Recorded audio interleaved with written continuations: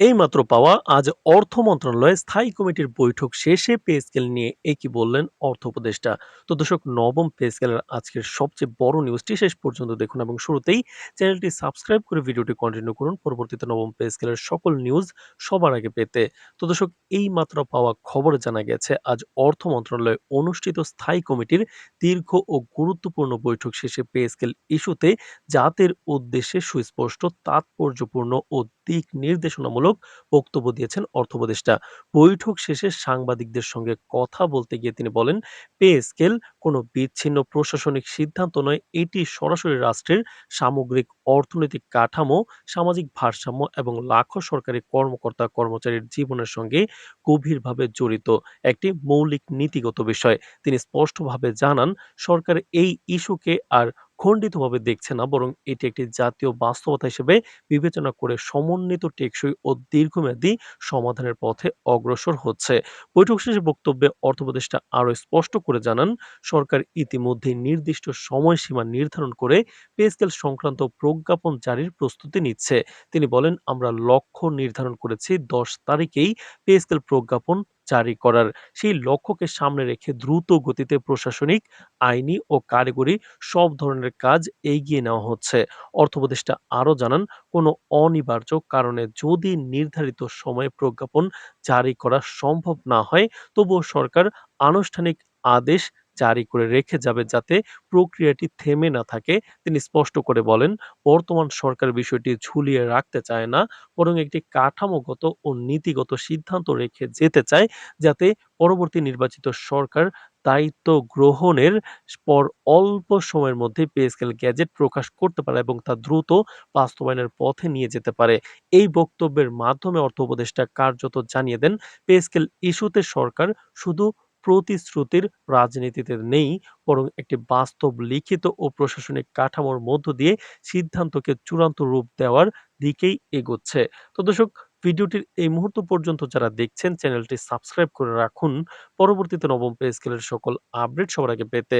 তো দর্শক, বৈঠকে স্থায়ী কমিটির সদস্যরা দেশের বর্তমান অর্থনৈতিক পরিস্থিতি, রাজস্ব আয়ের অবস্থা, বাজেট ঘাটতি, মূল্যস্ফীতি, ডলারের চাপ, আমদানি ব্যয় বৃদ্ধি এবং জীবনযাত্রার ব্যয়ের লাগাম ছাড়া ঊর্ধ্বগতির প্রেক্ষাপটে পে স্কেল বাস্তবায়নের সম্ভাব্য প্রভাব নিয়ে বিস্তারিত আলোচনা করেন। অর্থ উপদেষ্টা বলেন, সরকার জানে যে দীর্ঘদিন ধরে বেতন কাঠামোর সংস্কার না হওয়ায় সরকারি কর্মচারীদের আর্থিক চাপ বেড়েছে, পারিবারিক জীবন ব্যাহত হচ্ছে এবং সামাজিক নিরাপত্তার জায়গায় অনিশ্চয়তা তৈরি হয়েছে। এই বাস্তবতাকে অস্বীকার করার সুযোগ নেই বলেই সরকার বিষয়টিকে সর্বোচ্চ গুরুত্ব দিয়ে বিবেচনা করছে।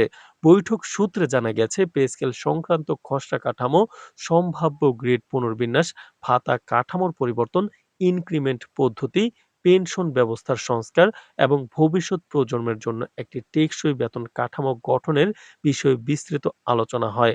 অর্থ উপদেষ্টা জানান, এই পুরো প্রক্রিয়াটি শুধুমাত্র একটি গ্যাজেট প্রকাশের মধ্যেই সীমাবদ্ধ নয়, বরং এটি একটি দীর্ঘমেয়াদী কাঠামোগত সংস্কারের অংশ, যার লক্ষ্য হবে একটি আধুনিক, স্বচ্ছ ও ন্যায়ভিত্তিক সরকারি বেতন ব্যবস্থা গড়ে তোলা। পে স্কেল নিয়ে চলমান আন্দোলন, বিক্ষোভ কর্মসূচি এবং বিভিন্ন সংগঠনের চাপের প্রসঙ্গে অর্থ উপদেষ্টা বলেন, সরকার এই আন্দোলনকে কোনোভাবেই শত্রুতা হিসেবে দেখছে না, বরং এটি একটি সামাজিক বাস্তবতার বহিঃপ্রকাশ হিসেবে বিবেচনা করা হচ্ছে। তিনি বলেন, কর্মচারীদের দাবি কেবল আর্থিক নয়, এটি সম্মান, মর্যাদা ও নিরাপত্তার প্রশ্ন বটে। সরকার চায় আলোচনার মাধ্যমে ধৈর্য ও দায়িত্বশীলতার সঙ্গে এই সংকটের সমাধান করতে, যাতে রাষ্ট্রীয় স্থিতিশীলতা, প্রশাসনিক কার্যক্রম এবং নাগরিক সেবা ব্যবস্থায় কোনো অচলাবস্থা তৈরি না হয়। তো দর্শক, ভিডিওটির এই মুহূর্ত পর্যন্ত যারা দেখছেন, চ্যানেলটি সাবস্ক্রাইব করে রাখুন পরবর্তীতে নবম পে স্কেলের সকল গুরুত্বপূর্ণ আপডেট এবং নিউজ সবার আগে পেতে। তো দর্শক, বৈঠকে আরো আলোচনা হয় রাজনৈতিক বাস্তবতা ও আসন্ন জাতীয় প্রেক্ষাপট নিয়েও, স্থায়ী কমিটির সদস্যরা মত দেন যে পে স্কেল ইস্যু এখন আর শুধু প্রশাসনিক নয়, এটি একটি বড় সামাজিক ও রাজনৈতিক ইস্যুতে পরিণত হয়েছে। অর্থ উপদেষ্টা বলেন, সরকার এই বিষয়টি সম্পর্কে পুরোপুরি সচেতন এবং কোনো হঠকারী সিদ্ধান্ত নয়, বরং বাস্তবসম্মত, দায়িত্বশীল ও রাষ্ট্রীয় স্বার্থসম্মত সিদ্ধান্ত গ্রহণই তাদের লক্ষ্য। তিনি আরো বলেন, সরকার এমন একটি সমাধানের দিকে যেতে চায় যা একদিকে রাষ্ট্রের আর্থিক সক্ষমতার সঙ্গে সামঞ্জস্যপূর্ণ হবে, অন্যদিকে সরকারি কর্মচারীদের ন্যায্য অধিকার নিশ্চিত করবে। আমরা চাই না এমন কোনো সিদ্ধান্ত হোক যা ভবিষ্যতে দেশের অর্থনীতির উপর অপ্রয়োজনীয় চাপ সৃষ্টি করবে। আবার আমরা এটাও চাই না যে কর্মচারীরা বঞ্চিত বোধ করুক। বৈঠক শেষে সাংবাদিকদের উদ্দেশ্যে এমন মন্তব্য করেন অর্থ উপদেষ্টা।